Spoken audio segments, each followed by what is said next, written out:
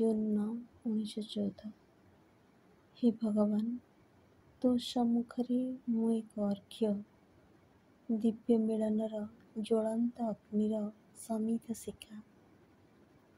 ତୋ ସମ୍ମୁଖରେ ଏ ଯେଉଁ ଅର୍ଘ୍ୟ, ତାହା ହେଉଛି ଏହି ଗୃହର ପ୍ରତ୍ୟେକ ପ୍ରସ୍ତର ଖଣ୍ଡ ଏବଂ ଆଉ ଯାହା କିଛି ଏହା ଭିତରେ ରହିଛି।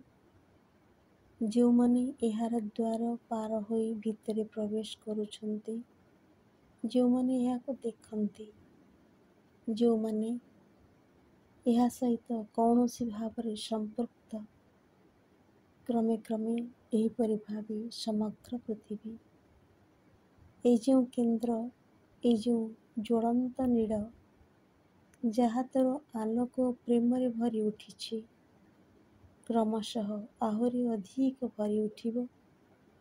ଏହିଠାରୁ ହିଁ ତୋର ଶକ୍ତିରାଜି ବିକୀର୍ଣ୍ଣ ହେବ ସମଗ୍ର ପୃଥିବୀ ଉପରେ। ସମସ୍ତଙ୍କର ଚିନ୍ତା ଓ ହୃଦୟ ମଧ୍ୟରେ ଦୃଶ୍ୟତଃ ହେଉ ବା ଅଦୃଶ୍ୟତଃ ହେଉ, ତୋ ପାଇଁ ମୋର ଯେଉଁ ଅଭିପ୍ସା, ତାହାର ପ୍ରତ୍ୟୁତ୍ତରରେ ତୁ ମୋତେ ଏହି ନିଶ୍ଚୟ ବୋଧ ଦେଇଛୁ। ପ୍ରେମର ଏକ ବିପୁଳ ତରଙ୍ଗ ସକଳ ବସ୍ତୁ ଉପରେ ଉତରି ଆସିଛି, ସକଳ ବସ୍ତୁ ଭିତରେ ପ୍ରବେଶ କରିଛି। ଶାନ୍ତି, ଶାନ୍ତି ସାରା ପୃଥିବୀ ଉପରେ ବିରାଜିତ ହେଉ। ଶାନ୍ତି ବିରାଜିତ ହେଉ ତୋର ବିଜୟ, ପରିପୂର୍ଣ୍ଣତା ଓ ମହେଶ୍ୱର୍ଯ୍ୟ।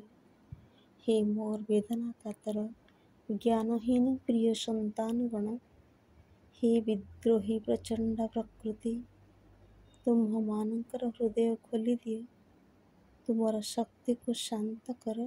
ଦେଖ, ପ୍ରେମ ତାର ସର୍ବଶକ୍ତି ନେଇ ତୁମ ନିକଟକୁ ଆସୁଛି।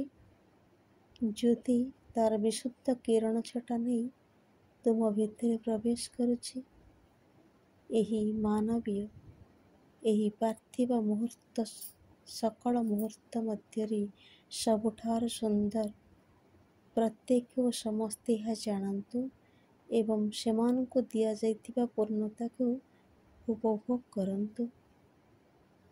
ହେ ସନ୍ତାପିତ ହୃଦୟ, ଚିନ୍ତାକ୍ଳିଷ୍ଟ ଲଲାଟ, ହେ ମୂଢ଼ ଅଜ୍ଞତା ଓ ଅଜ୍ଞାନ, ଅସଦିଚ୍ଛା, ତୁମ୍ଭମାନଙ୍କର ଯନ୍ତ୍ରଣା ଶାନ୍ତ ହେଉ ଓ ନିଶ୍ଚିହ୍ନ ହୋଇଯାଉ।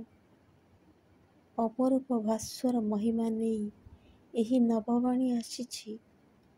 ମୁଁ ଏଠାରେ। ଅପରୂପ ଭାସ୍ୱର ମହିମା ନେଇ ଏହି ନବବାଣୀ ଆସିଛି।